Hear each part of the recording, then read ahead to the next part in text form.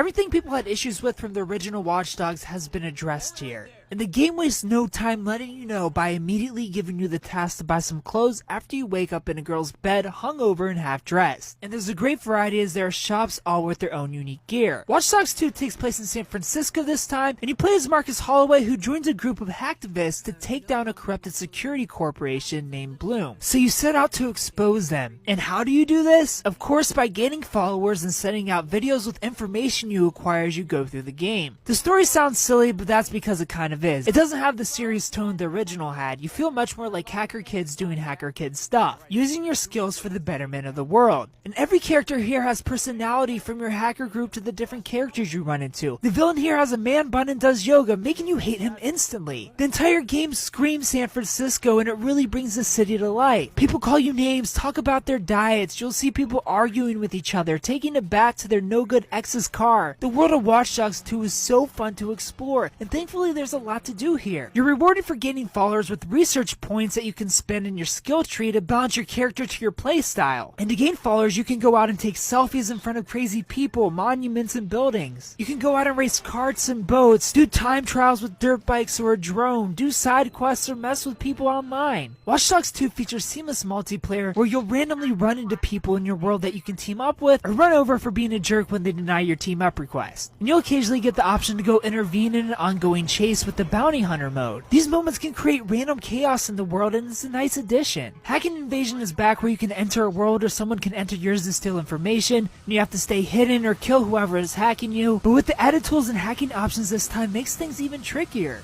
And there are also some co-op missions that can be played with a friend or on your own. Multiplayer's not my thing, but it's here. And there's actual use for the money you get from these tasks or selling goods at a pawn shop this time, as you can buy insanely expensive weapons from your 3D printer at headquarters, or buy cars from a dealership to call using your car on demand app, which you want to do before you're able to hack inside of a car and go. The citizens calling for cops aren't as annoying as they were in the original Watch Dogs, but they can still be pretty annoying. And a cop chase, or a chase in general, isn't really something you want to get involved in, as the hacking in Watch Dogs 2 got much more complicated and opportunities seem to have almost nearly evaporated. Chases used to be thrilling, but here I hardly ever crashed a cop car chasing me, as again opportunities seem to hardly exist. And when one does appear, the indication and window of opportunity is far smaller, really hurting what I felt was a near perfect chase system, taking away all the fun. This evaporation of opportunities can be seen throughout missions as well. Watch Dogs 2, for better or for worse, feels like a completely different game than Watch Dogs 1. The developer scrapped the idea of camera hopping for a jumper and a drone. Clearly a much less stealthy approach, and of course creates way more opportunities to get detected. Watch Dogs 2 seems to be more about punishment than mayhem.